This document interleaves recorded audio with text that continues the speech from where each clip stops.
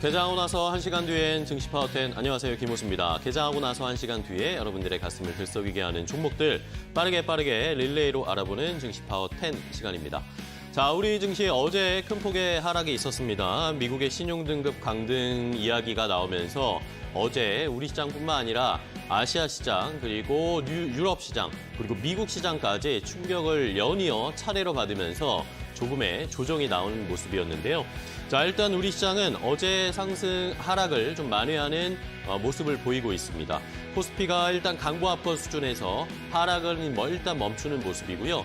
2620선까지 일단은 되돌리고 있습니다. 코스닥도 0.75% 정도 상승하면서 916포인트 선, 900선 초반까지 내려왔다가 다시 좀 올라오고 있는 상황입니다.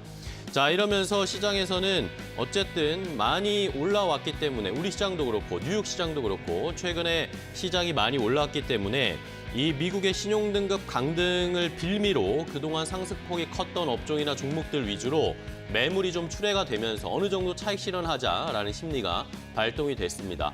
자, 하지만 과거에 저희가 또 역사적으로 봤을 때 미국의 신용등급 강등이 어느 정도의 주가에 영향은 줬지만 이게 또 금방 또 회복되는 모습을 보여줬기 때문에 오히려 지금 상황이 또 저가 매수할 수 있는 찬스가 아닐까라는 의견들도 있고요.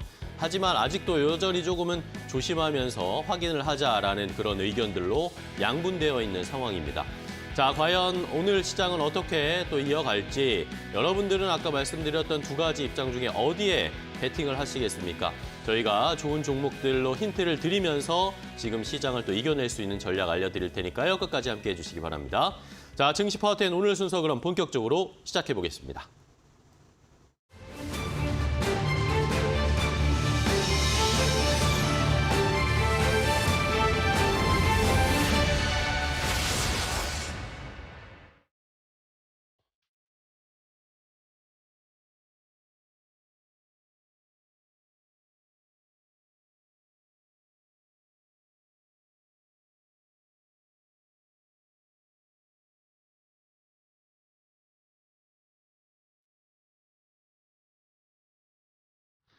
자, 그럼 스피드 종목 10으로 바로 시작해 보도록 하겠습니다. 오늘도 두 분의 전문가와 함께 10가지 총 20개의 종목을 준비했습니다. 잘 들어보시고 저희가 한 종목당 90초의 제한 시간을 가지고 핵심만 요약해서 빠르게 설명을 드릴 겁니다. 이 종목들 가운데 궁금한 점이 생기시거나 아니면 때마침 내가 가지고 있는데 이 종목 어떻게 대응하면 좋을까요? 궁금한 점 있으신 분들은 저희에게 질문을 주시면 됩니다. 유튜브 라이브 댓글창이나 샵 3772번 문자로 궁금한 점 보내주시면 저희가 자세하게 해결책도 알려드리고 또 종목들 좋은 것들 많이 알려드릴 테니까요. 많이 활용하시면서 시청해 주시기 바랍니다. 자, 그럼 오늘 함께해 주실 두 분의 전문가를 만나보겠습니다. 오늘은 나인원 자산관리의 기동현 대표 그리고 FR자산관리 길건우 대표 두 분과 함께하겠습니다. 안녕하세요. 반갑습니다. 안녕하세요. 자, 기동현 대표님 진짜 오랜만이네요. 네, 반갑습니다. 잘 지내셨죠? 네, 잘 계셨죠? 네, 잘 지냈습니다. 오랜만에 또 오셨으니까 네. 좋은 종목들 네. 그동안 재워둔 걸 많이 가져오셨겠죠? 네, 그럼요. 자신 있으신데요? 좋습니다. 자, 길건우 대표님도 좋은 정보 많이 가져오셨죠? 네네네. 네, 좋습니다. 자, 그럼 두 분이 어떤 종목을 가지고 오셨을지 오늘 먼저 첫 번째 10가지 종목부터 바로 확인해 보겠습니다. 자, 스피드 종목 10 10가지 종목 먼저 확인해 보겠습니다. 기동현 대표의 픽부터 볼까요? 포스코 퓨처엠과 포스코 홀딩스, HK 이노엔, CS윈드, 하이브 이렇게 5가지 가져오셨고요. 길건우 대표의 픽은 넥스틴, 아모레퍼시픽, 넥슨게임즈, 파인엠텍, LG노텍 이렇게 10가지가 준비되어 있습니다.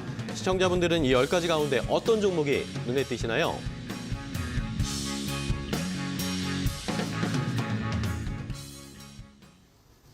자, 두 분이 이렇게 엄선해서 가지고 오신 10가지 종목을 먼저 공개를 해드렸습니다. 시청자분들 잘 보셨죠? 이 리스트에 있는 종목들 가운데 내가 궁금한 점이 있다. 이거 매수가 목표가 알고 싶다. 아니면 이 종목 때마침 제가 가지고 있었는데 이 종목 어떻게 할까요? 추가 매수해도 되나요? 아니면 계속 끌고 갈까요? 매도하는 게 나을까요? 이렇게 구체적으로 질문을 저에게 주시면 됩니다. 유튜브 라이브 댓글창 그리고 샵 3772번 문자 항상 열려 있으니까 많이 참여해 주시기 바랍니다. 자, 그러면 본격적으로 릴레이를 시작해 보도록 하겠습니다. 기동현 대표님의 종목으로 시작을 할 텐데 오늘 뭐 대형주들을 많이 가져오셨네요. 네, 뭐 오랜만에 출연한 만큼 좀 비교적 안전한 종목들로 좀 선정을 해봤습니다. 네, 첫 번째 그럼 종목 바로 시작을 해볼까요? 네, 첫 번째 포스코 퓨처엠이고요. 2분기 연결 기준 실적이 나왔습니다. 매출은 약 50% 정도 견조하게 증가를 꾸준하게 해주고 있고 영업이익은 다소 조금 5%대로 약간 감소세는 좀 보여줬습니다. 네. 지금 지속적으로 고성능 전기차용 그 하이니켈 양극재 계속 공급을 해주고 양산을 해내고 있거든요. 이런 것들이 매출 증가에는 좀 크게 기여를 해줬다라고 보시면 좋을 것 같고 양극재는 이제 여러 개 입자가 뭉쳐있는 원래는 다결정의 구조였습니다. 근데 지금 포스코 퓨처엠이 양산하고 있는 게 단결정 양극재예요. 이게 배터리 효율이라든지 에너지 방열 측면에서 상당히 효율이 좋기 때문에 단결정 양극재가 크랙도 적고 수명도 길어서 이런 부분들이 고성능 전기차에 많이 쓰이고 있고 그런 것들을 포스코 퓨처엠이 작년 4월부터 양산하기 시작하면서 매출액에 좀 크게 기여를 하고 있다라고 보시면 좋을 것 같고요. 네. 수주 잔고 최근 106조 원까지 늘어났습니다. 기존 고객사였던 삼성 SDI 그리고 LG 엔솔, 얼티엄 셀즈 등의 그 수주 잔고만 상반기에만 해서 83조 원이 넘어섰고요. 하반기에 앞으로도 완성차라든지 주요 배터리사에다가 추가 공급 계약까지도 있을 예정이기 때문에 캐파 증설 이슈도 있습니다. 2025년까지 광양에 5만 200톤 규모의 하이니켈 양극재 공장이 신설이 되기 때문에 우리 기존까지 2차 전지 관련주들 실적으로 움직이는 게 아니고 캐파 증설이라든지 이슈로 움직였던 바를 경험을 하셨을 겁니다. 네. 이런 부분들을 포스코 퓨처엠이 증설 소식이 있기 때문에 다시 한 번 더 상승 탄력 받을 수 있지 않을까 생각합니다. 네, 좋습니다. 자, 포스코 퓨처엠 첫 번째 종목을 시간 딱 맞게 설명을 해주셨습니다. 모니터를 하고 오셨나 봐요. 이렇게 하는 겁니다. 네. 네. 시간에 딱 맞게 설명해 주신 첫 번째 포스코 퓨처엠 많은 분들이 관심을 가지셨을 텐데 설명을 해드렸고요. 자, 이번에는 길건우 대표님의 첫 번째 종목은 뭘까요? 저는 넥스틴 가지고 넥스틴. 와봤고요. 넥스틴 같은 경우에 최근에 그래도 기관들이 꾸준하게 조금 담고 있는 종목 중에 하나라고 생각하시면 될 것 같고 최근에 이제 기관들이랑 개인들이 조금 다르게 종목을 조금 접근하고 있는데 넥스틴 같은 경우에는 크게 두 가지 이슈가 있다라고 생각하시면 네. 될 것 같은데 사실은 이제 국내 유일하게 이제 전공정 패턴 결함 검사 장비를 생산하는 기업이라고 생각하시면 될 것 같고 사실 최근에 이슈들은 후공정이 더 메인이 되고는 있지만 이 결함 검사 장비 같은 경우에는 기존에도 워낙 뭐 매출 자체가 견고하게 흘러갔기 때문에 네. 매출이나 영업이익단에서는 사실은 뭐 20년, 21년, 22년 실적 보시면 아시겠지만 거의 꺾임이 없습니다. 그러니까 전공정 기업의 장점은 그거라고 생각하시면 될 것 같고요. 사실은 이제 KLA가 이쪽 시장을 조금 더 과점을 하고 있기는 해요. 하지만 KLA 대비해서 사실은 가격 경쟁력으로 굉장히 넥스틴이 밀어붙이고 있고요. 그러다 보니까 중국이랑 미국의 반도체 전쟁이 쉽게 꺾이지는 않을 것으로 예상이 되고 있습니다. 그러다 보니 중국 같은 경우에는 레거시, 기존에 이제 구형 쪽을 얘기하는데 28나노 정도를 레거시라고 얘기를 하거든요. 근데 이제 여기에 포함되는 게 뭐가 있냐면 말 그대로 가전, 자동차에 들어가는 게 다 레거시예요. 근데 여기에 대한 수요를 중국 쪽에서는 꾸준하게 가지고 가고 있기 때문에 여기에 대한 수혜를 그대로 가져가지 않을까라고 보여지고 있고 최근 들어서 또 EUV용 신규 장비가 아마 내년 3분기나 빠르면 2분기부터 신규로 매출이 잡힐 것으로 예상이 되다 보니까 지금도 나중도 좋다라고 생각하시면 될 것 같습니다. 좋습니다. 자, 넥스틴 첫 번째 종목으로 소개를 해주셨습니다. 반도체 관련 종목으로 시작을 해주셨고요. 자, 이번에는 기동현 대표님의 두 번째 종목 할까요? 네, 포스코 홀딩스고요. 또 포스코네요? 예, 맞습니다.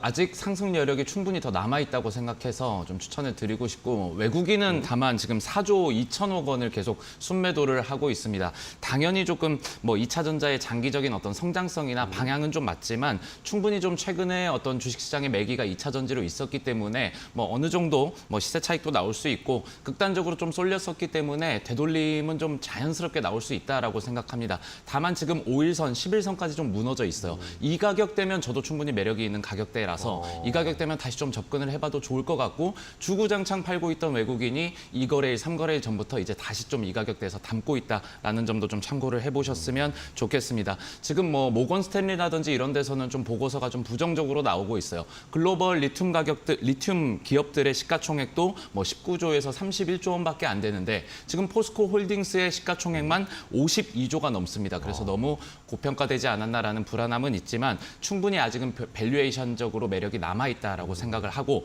100만 원을 앞두고 있는 어떤 전초전이다라고까지 좀 강하게 생각을 하고 있습니다. 7월 14일에 밸류데이에서 포스코 퓨처엠이 양극재 100만 톤의 증설 계획을 발표를 했어요. 여기 안에서 포스코 홀딩스의 내재 화율이 60에서 70%입니다. 이를 수주로 따지게 되면 30에서 35만 톤 규모인데 기존까지 리포트는 한 15에서 20만 톤까지의 어떤 평가만 받았다면 이제는 좀 다시금 재평가가 이루어져야 되는 가격대가 아닌가라고 생각을 하고 있습니다. 네, 좋습니다. 자, 포스코 홀딩스, 포스코 퓨처엠에 이어서 포스코 홀딩스까지 살펴볼 필요가 있다. 포스코 홀딩스 100만 원 언급 이야기를 해주셨어요. 지켜보도록 하겠습니다. 자, 이번에는 길건우 대표님의 두 번째 가겠습니다. 아모레 퍼시픽입니다. 아모레 퍼시픽이요? 네, 저도 대용주로. 네. 네, 이제 화장품 같은 경우는 사실은 최근 들어서 흐름 자체가 중소형주가 훨씬 더 강한 흐름을 그렇죠. 가지고 가거든요. 왜 그러냐면 대형 화장품에서 대용주는 사실은 아모레 퍼시픽이랑 LG생건이에요. 근데 대부분의 매출의 비중이 다 중국 쪽으로 향해 있다 보니까 조금 가벼운 애들이 일본이랑 북미나 유럽 쪽에서 이미 매출이 일으키다 보니 이쪽이 조금 더 부각돼서 주가가 잘 갔다라고 생각하시면 될 것 같은데 아모레 퍼시픽도 바보는 아닙니다. 그러다 보니까 북미랑 유럽 쪽에 대한 매출을 꾸준하게 늘리려고 노력을 하고 있었거든요. 중국만 바라보고 있을 수는 없으니까. 그쵸. 그리고 이번에 이제 실적 발표를 했는데 아마 이 숫자 자체가 조금 의미가 있지 않나라고 보고 있고 아모레 퍼시픽 전체 그룹으로 본다라고 하면 지금 흑자 전환했고요.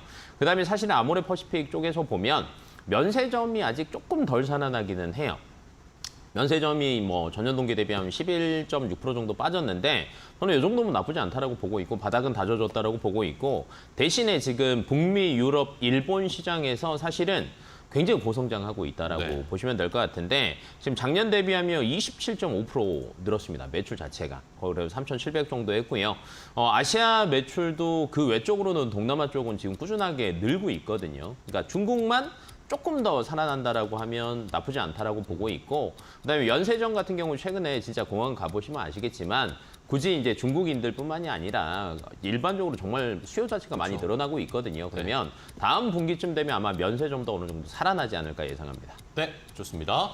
자, 아모레 퍼시픽 오히려 지금 많이 떨어져 있는 상황에서 좀 반등을 기대할 수 있을지 지켜보도록 하겠습니다. 이번에는 기동현 대표님의 세 번째 바로 갈게요. 네, HK 이노엔입니다. HK 이노엔. 네, 8월 1일에 2분기 잠정 실적 발표가 있었습니다. 예상 매출액 2천억 원이었고 영업이익은 150억 원. 전년 동기 대비했을 때 10.5% 그리고 171% 상승한 수치였어요. 한데 전 분기 대비해서 상승한 수치였고요. 전년 동기 대비로 했을 때는 매출이 마이너스 18.9%로 다소 좀 감소를 했습니다. 이런 것들이 중국의 마일스톤 효과 때문에 좀 기저효과가 있었고 여기에 더해서 그 가다실이 가격 인상 전에 조금 출하가 좀 많았었기 때문에 기저효과가 조금 크게 반영되면서 매출엔 조금 영향이 있었던 것 같습니다. 네. 다만 뭐 컨디션이라든지 헛개수 같은 거 그 HB&B 부문의 매출은 지속적으로 좀 늘어왔었고 좀 고무적인 거는 신제품이었던 T로그 매출액이 35억 기록하면서 성장을 좀 견인했다라고 하면서 사업부에 좀 흑자 전환을 가져왔습니다.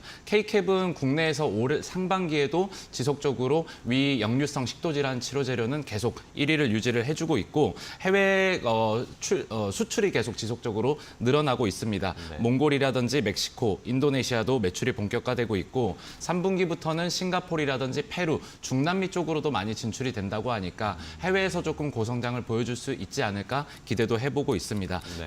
HK 이노엔에 대해서 이 K캡으로만 너무 조금 집중하는 경향이 있는데 그 외에 어떤 가다실이라든지 새로운 어떤 신약에 대한 이슈까지도 좀 기다리고 있으니까 해당 부분 같이 관심을 가져보시면 좋겠습니다. 네, 알겠습니다.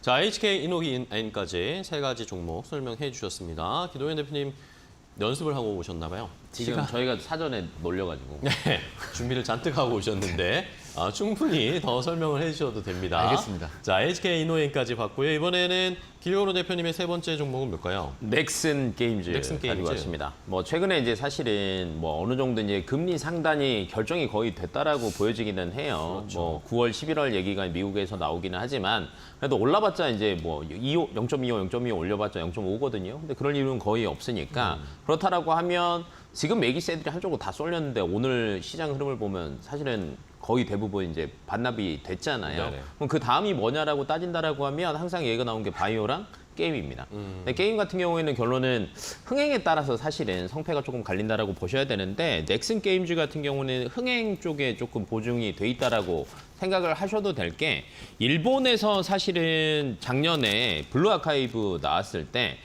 2월에 출시해갖고 지금까지도 계속 이제 업데이트 계속하고 있는데 애플 최고 매출 1위 기록하고 있고요.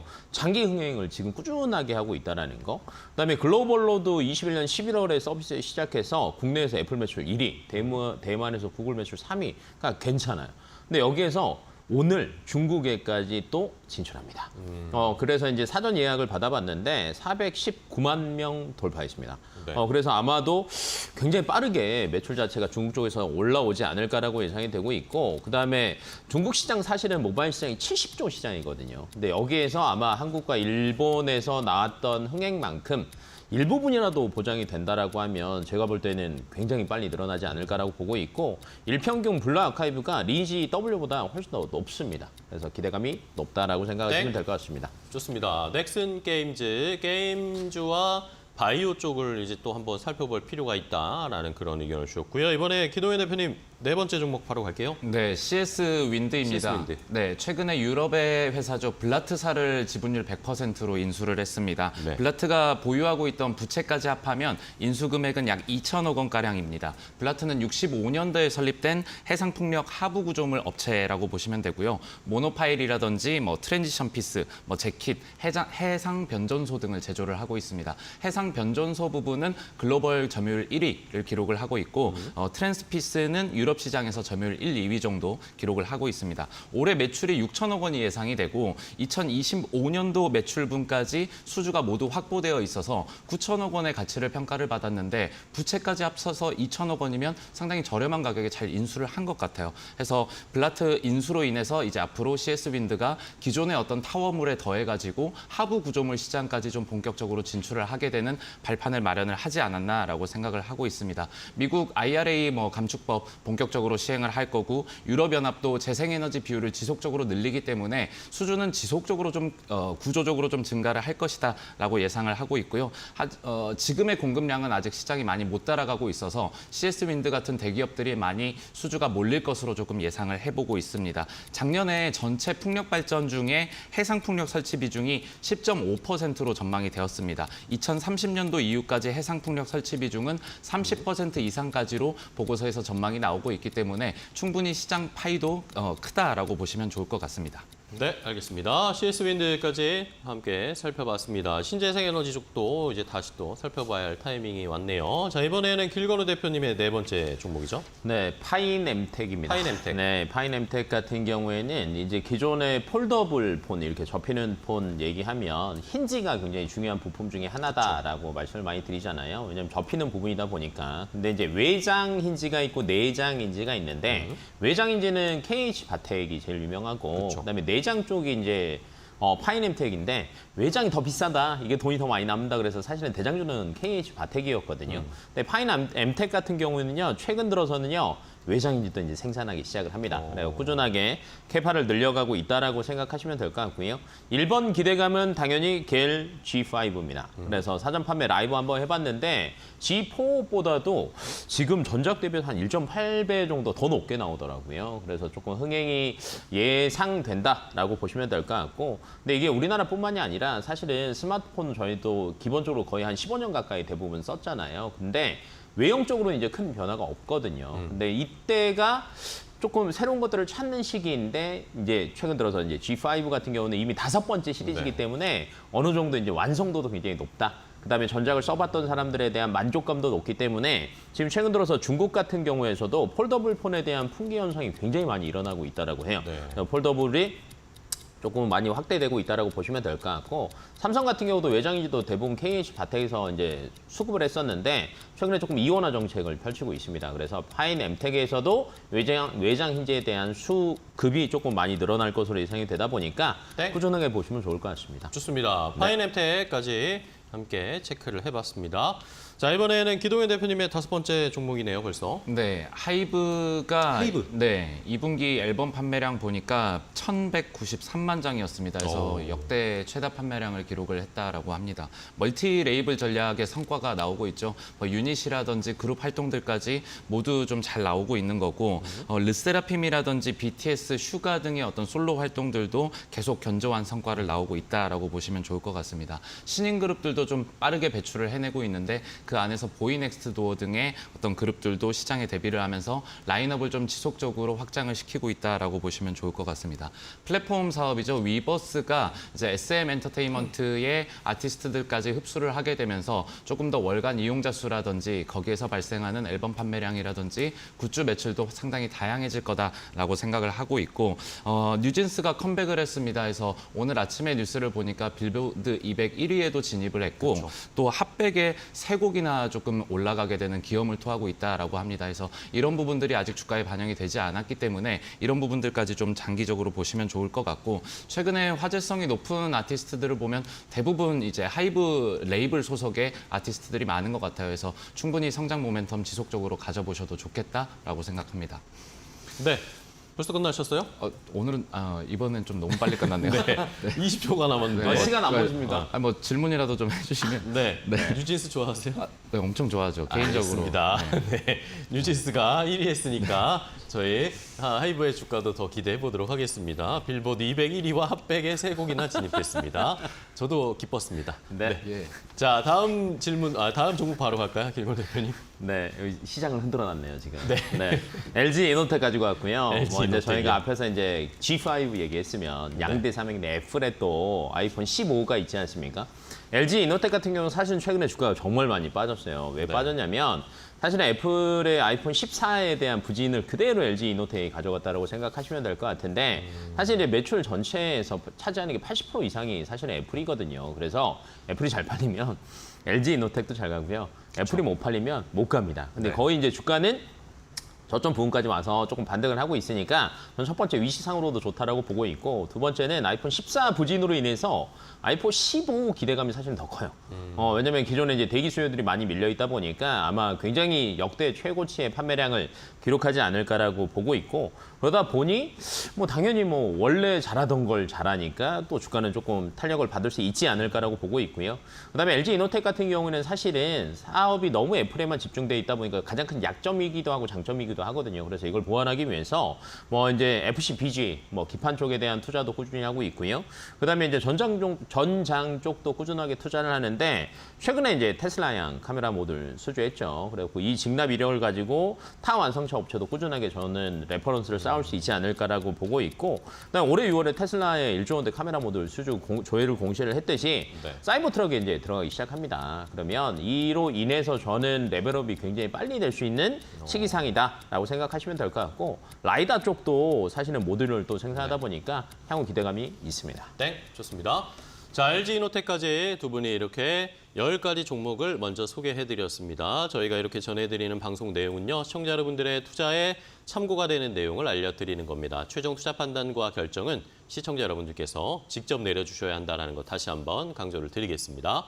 자, 그러면은 앞서 소개해드린 10가지 혹시 못 보신 분들을 위해서 정리 좀 해드리겠고요. 또 시장 상황은 어떤지까지 체크하고 바로 돌아오겠습니다.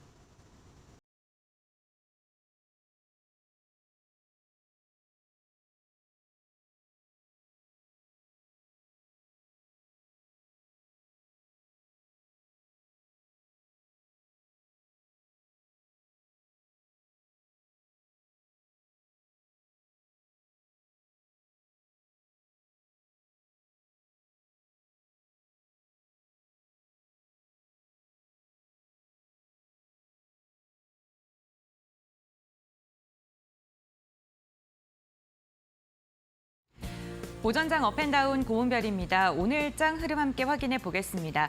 오늘 국내 증시 상승과 하락을 오고 가면서 변동성을 보여주고 있습니다. 미국 3대 지수가 하락 마감을 한 게 부담으로 작용하면서 장 초에는 지수가 밀리는 모습이 나타났는데요. 다만 어제 미리 밀렸던 것 때문일까요? 오늘 빠르게 반발 매수세가 유입되면서 현재 구간 양시장은 상승으로 돌아섰습니다.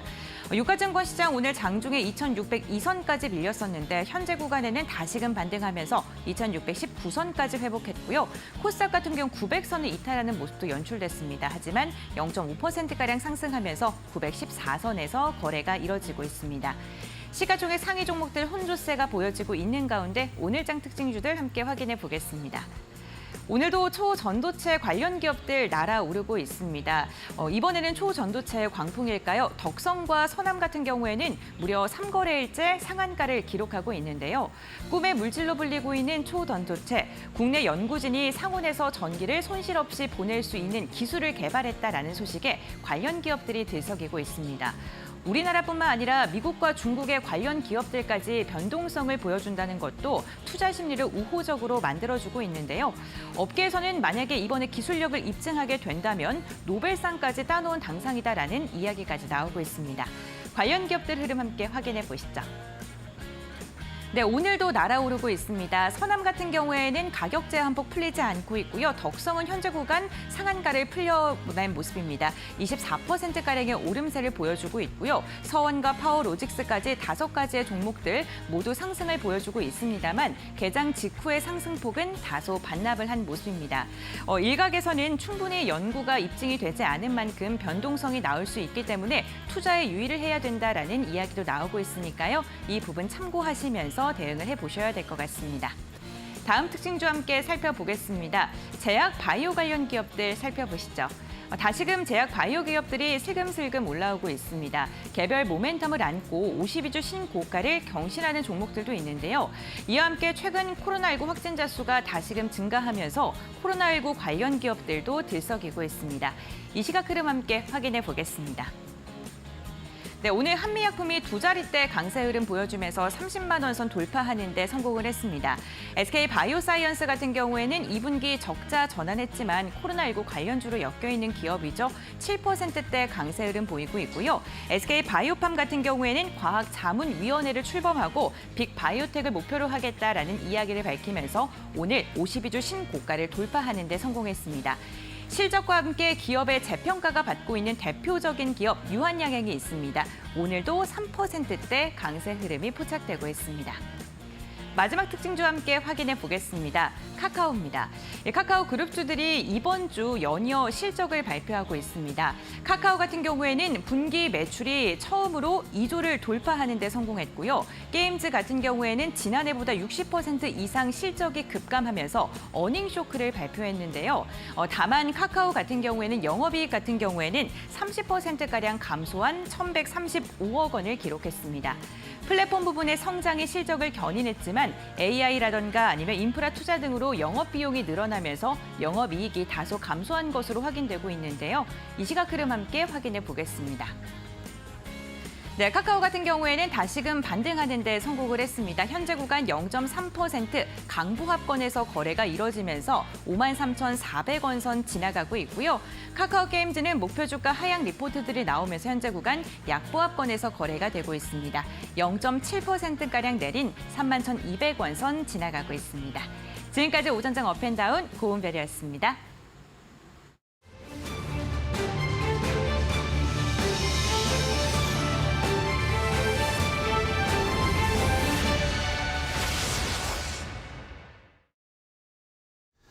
자, 계속해서 스피드 종목 10으로 이어가도록 하겠습니다. 앞서서 10가지 종목을 저희가 소개해드렸는데 10가지 종목이 더 준비되어 있습니다. 잘 저희가 드리는 설명 들어보시고 이 종목 제가 관심이 있는데 어떻게 대응할까요? 매수가 목표가 알려주세요. 이렇게 궁금한 점 있으시면 저희에게 질문을 주시면 됩니다. 유튜브 라이브 댓글창과 샵 3772번 문자 항상 열려 있으니까 많이 참여하셔서 궁금증도 해결하시고 종목도 많이 얻어가시기 바랍니다. 자, 그러면 또 어떤 종목들이 준비되어 있을까요? 추가 10가지 종목도 바로 공개해드리겠습니다.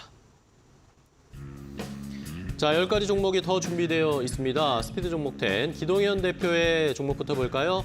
인탑스와 HD 현대일렉트릭, HD 한국조선해양, 삼성전기, SK텔레콤 이렇게 5가지 가져오셨고, 길건우 대표의 픽은 WCP, UB벨럭스, 삼성중공업, 해성DS, 두산밥캣 이렇게 10가지가 더 준비되어 있습니다. 시청자분들은 이 중에 어떤 종목이 궁금하신지 지금 바로 질문 주세요.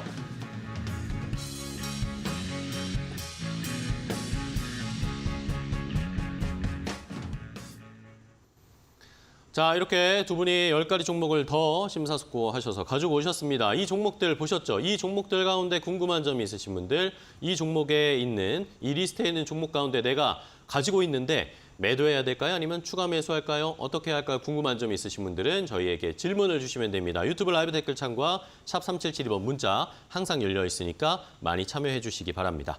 자, 그럼 계속해서 이어가도록 하겠습니다. 기동현 대표님의 6번째 종목으로 바로 갈까요? 네, 인탑스입니다. 인탑스. 네, 서울시가 7월 달에 그 로봇 산업에 대한 육성을 종합 계획을 한번 발표를 했습니다. 4년 동안 2천억 원 규모의 로봇 산업 성장 펀드를 조성을 할 거고 관련 기업들에 투자한다라는 내용인데 뭐 고령화도 그렇고 인플레도 그렇기 때문에 서비스 로봇이라든지 협동 로봇에 대한 시장은 기업들이 지속적으로 관심을 갖고 있고요. 여기에 따라서 15개 정책 과제를 서울시가 추진을 한다라고 합니다. 배달, 서빙, 순찰, 돌봄 로봇 등의 연구 개발이라든지 양산화를 지원을 할 거고요. 인탑스는 이 안에서 로봇 OEM이라든지 ODM 기업으로 포트폴리오를 지속적으로 늘려나가고 있는 게 포인트가 될 것 같습니다. 이미 21년도부터 F&B 서빙 로봇 기업인 베어로보틱스의 서빙 로봇을 OEM으로 독점 생산을 해주고 있고 삼성전자의 웨어러블 로봇이죠. 그 뭐 보핏이라든지 제밉스 이런 것들 그 체험단을 만들 때 시제품 로봇들을 인탑스가 독점적으로 만든 것으로도 유명합니다.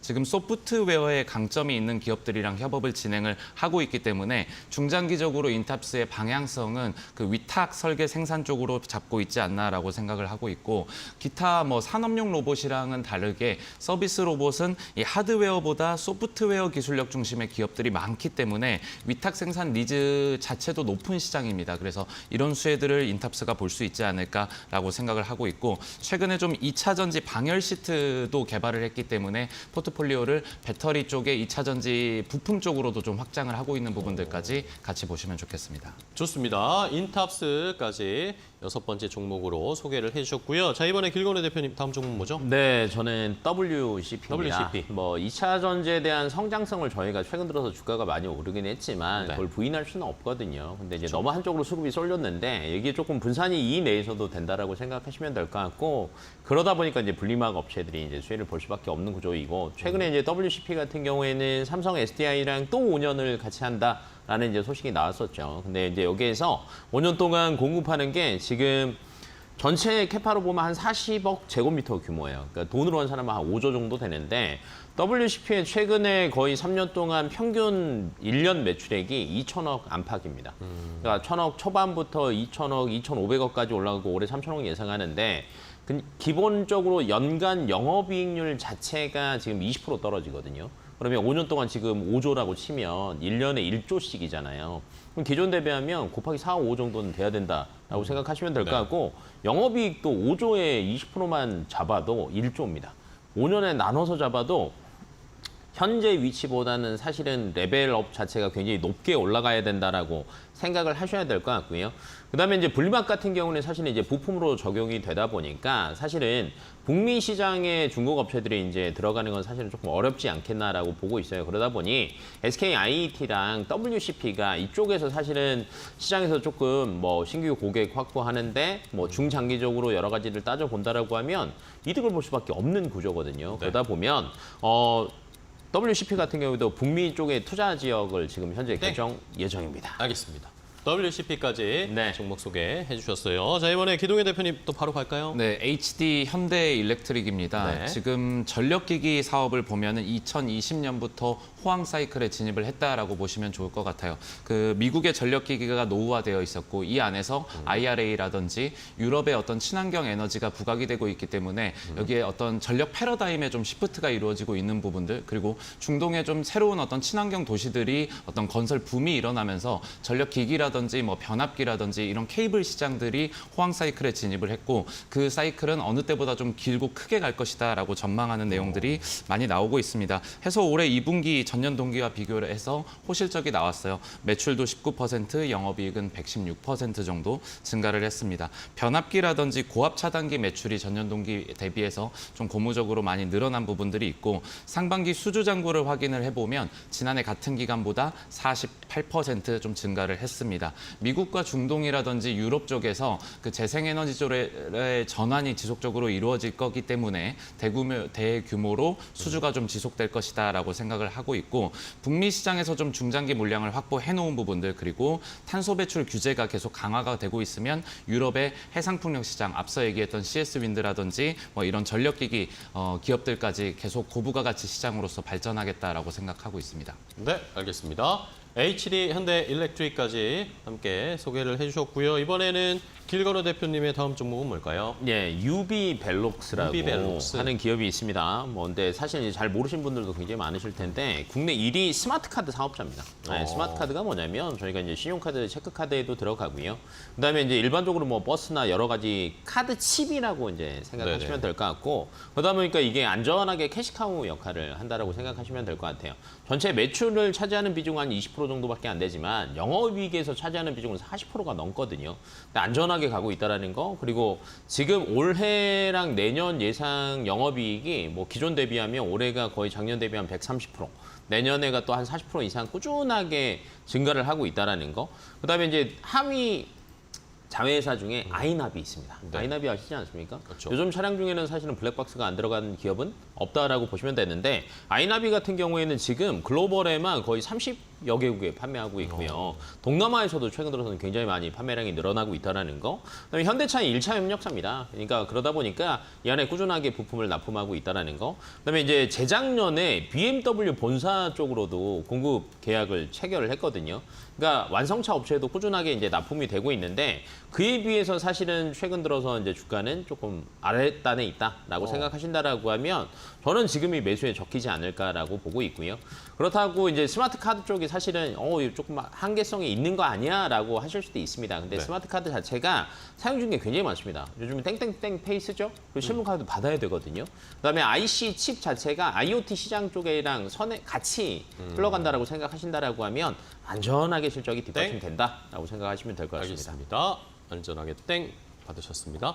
다음 종목 바로 가겠습니다. 기동현 대표님은요? 네, HD 한국조선해양입니다. HD 한국조선해양. 네, 수급도 상당히 우호적이에요. 외국인이 지금 12거래일 연속 담아주고 있거든요. 오늘 수급은 아직은 안 잡히는 상황인데 네. 아직은 긍정적이다라고 보고 있고 STX 중공업을 인수를 했기 때문에 선박용 엔진 시장은 완전히 입지를 공고히 하는 움직임이다라고 보시면 좋을 것 같아요. 계열사로 가지고 있는 현대중공업은 34년째 글로벌 엔진 시장은 1위고요. STX가 3위잖아요. 그래서 이런 부분들이 좀 시너지를 낼 것 같고 STX가 가지고 있는 기술력들은 뭐 디젤 엔진이라든지 LNG 엔진 등의 뭐 친환경 선박 엔진에 대한 경쟁력을 갖고 있어가지고 포트폴리오라든지 시장을 확장하는 데 조금 용이해지겠다라고 생각을 하고 있습니다. 네. 지난해 동기 대비해가지고 실적도 흑자 전환을 해줬고 매출은 5조 4천억 원이 나왔습니다. 그래서 전년 대비 30% 증가한 부분들 그리고 지난 7월에 이미 올해 조선이라든지 해양 부문의 수주 목표에 약 90%를 미리 달성을 해놨습니다. 그래서 수주라든지 실적 측면에서 경쟁사 뭐 현대오션이라든지 이런 한화오션이랑 비교했을 때 좀 양호하다라고 볼 수가 있을 것 같고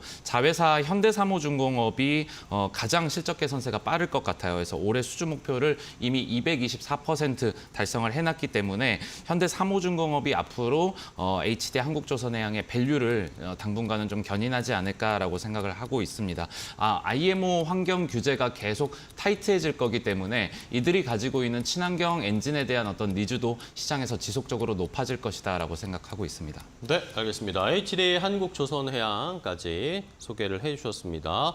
자, 다음은 길건우 대표님의 종목으로 바로 갈까요? 그러면 저는 삼중입니다. 예, 조선주 삼성중공업 역시. 앞에서 이제 조선 얘기하셨으니까 이제 조선을 가야죠. 삼성중공업. 네, 그러니까 상반기 때는 저는 한국조선해양이 사실은 탑픽이긴 했습니다. 왜냐면 이제 주가 자체가 수주도 굉장히 빨랐어요.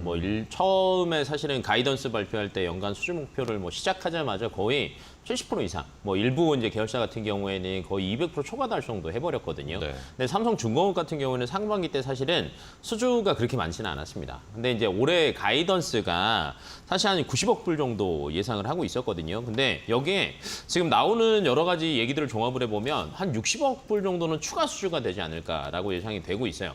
그러니까 초과 달성은 무조건 기정사실이다라고 얘기가 나오고 있는데 그렇다라고 하면 하반기에 조선 여러 가지 업체들 중에서 수주 뉴스가 제일 많이 뜨는 건 사실은 삼성중공업이 될 거예요. 왜냐하면 상반기 때 30%밖에 못 했거든요. 네. 초과 달성한다라고 하면 거의 한 90% 정도는 계속 뜰 거라는 거. 근데 그에 비해서 최근 들어서 주가는 조금 타사에 비해서는 못 갔고요. 그다음에 이제 사실은 조선에서 지금 악재는 딱 하나밖에 없습니다. 인력 수급. 네, 왜냐면 일거리는 넘쳐나는데 이거 어떻게 언제 다 만드냐 이게 사실은 가장 큰 악재라고 보시면 되는데 최근에 삼성중공업 같은 경우에는 외국인 인력 꾸준하게 늘리고 있고요. 블록 자체를 중국에서 아예 조달을 해와요. 그러다 보니까 이거를 조금 시간 자체를 거의 맞출 수 있는 게 조금 많이 맞춰지고 있다라고 생각하시면 될 것 같고 연내 이제 예상되는 게 카타르 LNG선 2차 발주, 그다음에 대형 LNG선, FLNG 등 해갖고 추가로 한 60억 달러 추가 수주 예상합니다. 알겠습니다. 자, 조선주들을 두 분이 연달아 하나씩 주셨어요. 삼성중공업까지 봤고요. 자, 이번에는 기동현 대표님의 다음 종목 뭐죠? 네, 삼성전기입니다. 이번에 삼성으로 이어갑니다. 네, 맞습니다. 주력 제품이죠. 가장 유명한 게 이제 MLCC인데 전체 매출의 약 40% 담당을 하고 있습니다. 좀 반도체 전기를 일정하게 공급하는 댐이어가지고 네. 필수 소재라고 불리고 있는 거고 기존까지는 계속 재고 조정에 대한 이슈가 있기 때문에 주가가 좀 오랫동안 횡보하고 눌렸었어요. 근데 이런 조정들이 좀 마무리됐다라는 어떤 긍정적인 증권사 리포트들이 나오게 되면서 최근에 조금 시세 분출이 좀 있는 것 같습니다. 거래량도 과거에 비해서 충분히 좀 많이 실리고 있는 상황인 것 같고요. 2분기 영업이익 보니까 2,050억 원으로 흑자를 냈습니다. 해서 예상치보다는 조금 소폭 웃도는 성적이었다라고 보시면 좋을 것 같고요. MLCC는 고성장이 예상이 되는 거죠. 고온이라든지 고압 등의 어떤 고부가 가치 제품군들도 지속적으로 성장하고 있기 때문에 믹스 개선의 효과도 좀 같이 보시면 좋을 것 같고 이 외에 카메라 모듈 쪽으로 이제 전기차 쪽으로 시장이 확대가 되고 있지 않습니까? 네. 자율주행 기술이 계속 고도화되게 되면 기존의 어떤 전후방 카메라만 아니고 뭐 내부 카메라라든지 측면 카메라들까지 해서 카메라 모듈 대수가 이제 늘어나기 때문에 탑재량이 증가하는 면에서 삼성전기의 어떤 매출 상향도 좀 기대를 해볼 수 있겠다라고 생각을 하고 그동안에 이제 IT용 카메라 모듈로 쌓은 어떤 고화소, 어떤 화질의 어떤 모듈이라든지 렌즈 기술을 활용을 해가지고 수요에 좀 지속적으로 대응을 할 수 있겠다라고 생각을 합니다. 해서 고객을 다변화해가지고 사업 규모를 확장하겠다라는 기대를 하고 있어요. 뭐 경쟁사라고 보자면 아까 말씀해주셨던 LG 이노텍 정도 될 수가 있는 것 같은데 LG 이노텍이 최근에 주가가 부러지는 것들을 보면 땡. 네 여기까지 네. 하겠습니다. 좋습니다. 당황하시는 모습 아주 좋아요. 삼성전기까지 소개를 해주셨습니다. MLCC 관련해서 이번에는 좀 주가 갈 수 있을지 삼성전기 체크해 보겠습니다.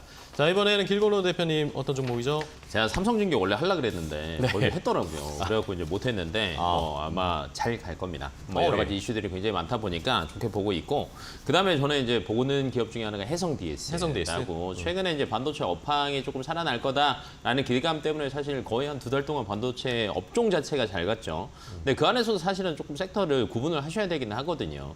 근데 HBM 같은 경우에는 전체 캐파는 조금 작긴 하지만 향후 성장성이 굉장히 크다는 거. 근데 기존 캐파에서 제일 크게 차지하는 건 사실은 DDR4입니다. 근데 이 DDR4에서 DDR5로 사실은 지금 넘어가는 시기다라고 보시면 되는데 해성 DS 같은 경우에는 이 DDR5 기판을 공급하는 기업이라고 생각하시면 될 것 같고요. 그러다 보니까 DDR4 대비해서 DDR5에서는 사실 돈이 더 많이 남습니다. 그래서 꾸준한 주문 증가는 꾸준한 영업이익 증가로 이어진다라고 생각하시면 될 것 같고 그러다 보니까 상반기에만 매출 거의 200억대 이쪽에서 나왔다라고 보시면 될 것 같고요.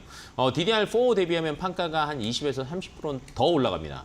더 안정적으로 우상향할 수밖에 없는 구조고 그다음에 이제 최근 들어서 꾸준하게 이제 매출이 늘어나는 것 중에 하나가 전장용 리드 프레임이에요. 그러니까 전장용 리드 프레임은 뭐냐면 이 반도체 칩 자체를 잡아주는 역할을 하는 게 리드 프레임인데 이게 그렇게 또 이렇게 그 진입 장벽이 낮지 않습니다. 높습니다. 왜 그러냐면 이 반도체 칩이 최근 들어서는 자동차 자체가 사실은 거의 전자기기거든요. 네. 그래서 이 반도체 칩을 얼마나 안전하게 진동으로부터 보호를 하느냐가 굉장히 중요하는데 이쪽에서는 해성 DS가 또 굉장히 강자다라고 생각을 하시면 될 것 같고요. 그리고 이쪽 쪽에서 전장용 리드 프레임이 꾸준하게 매출이 이제 증가를 할 수밖에 없는 시기다 보니까 ASP는 당연히 올라갈 수밖에 없는 시기다라고 생각하시면 네. 될 것 같습니다. 좋습니다. 해성 DS까지 칩 관련 종목도 하나 체크를 해봤어요. 자, 그럼 이번에 기동현 대표님의 마지막 종목이네 벌써. 네, SK텔레콤입니다. SK텔레콤? 네, 통신주를 가져왔었는데 최근 들어서 계속 관심을 못 받다 보니까 주가 상황은 아직 좋은 상황은 아니고 네. 최근에 좀 쌍바닥을 만들면서 정배를 좀 만들어 보려는 어떤 초입 구간에 있지 않나라고 생각을 해요. 네. 이제 8월이니까 10월쯤 되면 이제 뭐 배당주 얘기가 나오면서 통신주라든지 은행주 좀 관심을 받을 수 있을 거라 생각을 하고 있고 실적도 조용히 잘 내고 있습니다. 해서 성과로 봤을 때는 지금은 매수 적기다라고 생각을 하고 있고 올해부터 내년까지 자사주 매입 소각 이슈들이 뉴스에 나왔습니다. 그래서 현재 주가는 많이 저평가되어 있다라고 생각을 해요. 지금 8월 이후에 전체 지분 중에 3%에 달하는 자사주 매입 진행을 할 거고요. 약 3천억 원 정도가 됩니다. 이 중에 2천억 원은 소각을 해버릴 거고 1천억 원은 이제 배당 재원으로 쓴다라고 하는데 830원씩 해가지고 총 1,813억 원의 분기 배당까지 실시를 합니다. 시가 배당률로 따지면 1.7% 수준이다라고 보시면 좋을 것 같고요. 지금 통신업에 대해서 계속 정부가 규제하는 상황이 좋지가 않지 않습니까? 뭐 주파수를 뺏는다든지 뭐 이런 부분들을 봤을 때 이런 것들은 이미 악재가 주가에 반영이 되어 있는 것 같고 앞으로는 해소될 일만 남았다라고 생각을 하고 있습니다. 그리고 5G라든지 6G라는 거는 충분히 구조적으로 뭐 데이터 센터, 클라우드 등이 자리를 잡기 위해선 필수적으로 필요한 어떤 인프라 사업들이기 때문에 이런 부분들을 통신 3사가 수혜로 가져갈 것이다라고 생각을 하고 있습니다. 네, 알겠습니다. SK텔레콤까지 10초 남았는데 마지막 마무리 해주셨어요. 너 아까 또 땡 받으셔가지고 너무 또 당황해가지고. 예, 안정적으로 가셨네요. 네. 어려워요. 네, 알겠습니다. 자, 이번에 길 대표님의 마지막 종목 갈게요. 네, 마지막은 두산 밥캣입니다. 두산 밥캣? 네, 최근에 주가 실적 발표하고 조금 내려왔어요. 네. 조금 쉬어간다라고 저는 생각하고 있고요. 다만 이제 거의 이제 바닥까지는 저희 왔다라고 보고 있고 앞으로가 더 좋아질 거라고 예상을 하는 게 캐터필러가 실적 발표했습니다. 그렇죠. 4월에서 네, 6월 좋았습니다. 2분기 실적 발표했는데 분기 순이익이 75%가 늘었어요. 왜 이렇게 늘었냐? 북미 시장에서 건설 기계가 그만큼 많이 나간다라고 생각하시면 될 것 같아요. 지금 한두 개 들어가는 게 아니거든요. 뭐 제조업 들어가죠. 그러니까 제조업이라고 하면 반도체, 자동차, 2차 전지 다 들어가고요. 신재생 다 들어갑니다. 그리고 최근 들어서는 농경이나 조경 쪽에 대한 수요도 굉장히 많이 늘어나고 있는데 또 이쪽에서 강점을 가지고 있는 게 이제 두산 밥캣이라고 생각하시면 될 것 같고 북미 매출액만 사실은 우리나라 건설기기 3사 중에서 가장 높은 건 두산 밥캣입니다. 뭐 북미 매출만 거의 70%다라고 생각하시면 될 것 같은데 그러면 별로 안 좋은 거 아니야라고 생각하실 수도 있거든요. 근데 그게 두산 밥캣의 강점입니다. 왜냐하면 전 세계에서 사실은 가장 많은 수요가 지금 집중되고 있는 게 북미 시장이거든요. 그래서 안전하게 앞으로 5년에서 10년 가까이는 그래도 우상향할 수밖에 없는 구조다라고 생각하시면 될 것 같고 사실은 이제 대부분 기존에는 건설 렌탈이 주력이었거든요. 근데 최근 들어서 농협이랑 조경 쪽에 대한 매출 비중도 굉장히 빨리 늘어나고 있어요. 그래서 다각화되면서 조금 안전하게 매출 자체를 가져가지 않을까라고 보고 있고요. 네, 우크라이나 재건 테마가 꾸준하게 얘기는 계속 나올 겁니다. 근데 이게 이제 테마냐 아니냐를 따지셔야 되는데 테마여도 상관이 없습니다. 왜냐면 기존에 안전하게 매출을 가지고 있는 상태에서 플러스 알파가 된다라고 생각을 하시면 좋습니다. 네, 좋습니다. 자, 두산 밥캣까지 두 분이 이렇게 10가지 총 20가지 종목을 소개를 해주셨습니다. 자, 그렇다면 이제 마지막으로 두 분이 알려주신 종목들 가운데 탑픽 종목을 하나씩 골라주시고 가격 전략도 알려주시면 좋을 것 같은데 일단은 기동현 대표님 어떤 종목 고르실 거예요? 네, 저는 삼성전기 탑픽으로 했습니다. 네, 삼성전기. 네. 가격 전략 어떻게 잡을까요? 매수가는 15만 원이랑 오늘 종가까지 보시고 오늘 좀 윗꼬리가 달리고 있어가지고 네. 오늘 종가부터 15만 원 위로는 매수가 가능해 보이고 1차적인 목표가는 17만 5천 원까지입니다. 그리고 손절은 14만 5,700원 말씀드리도록 하겠습니다. 알겠습니다. 삼성전기 자세하게 가격 전략 알려주셨고요. 이번에는 길건우 대표님의 탑픽은요? 네, 삼성중공업. 두 분 다 오늘 삼성으로 통했어요. 네, 저는 이제 조선주가 사실은 하반기 때 조금 안전하게 갈 수 있을 것 같아요. 지금 네. 시장이 너무 변동성이 많다 보니까 안전한 걸 고르시는 게 저는 맞을 것 같고 삼성중공업 같은 경우는 저는 지금 매수가도 괜찮을 것 같아요. 왜냐면 더 아래로 빠지는 건 쉽지는 않거든요. 반대로 얘기하자면 손절 라인이 8,000원입니다. 8,000원 이하로 빠지면 사실은 어렵다라고 생각하시고 목표가는 일차는 12,000원 정도까지는 오. 대응하셔도 될 것 같습니다. 알겠습니다. 자, 삼성전기와 삼성중공업 두 분이 전부 삼성그룹사 계열로 하나씩 종목을 주셨으니까요. 오늘 시장에서 두 종목 잘 살펴보시기 바랍니다. 자, 오늘 두 분과 함께 종목 소개해드렸는데 오늘 좋은 종목 소개해 주셔서 감사하고 다음 시간에 더 좋은 종목들 많이 가지고 찾아와 주세요. 고생 많으셨습니다. 오늘 네. 두 분. 고맙습니다.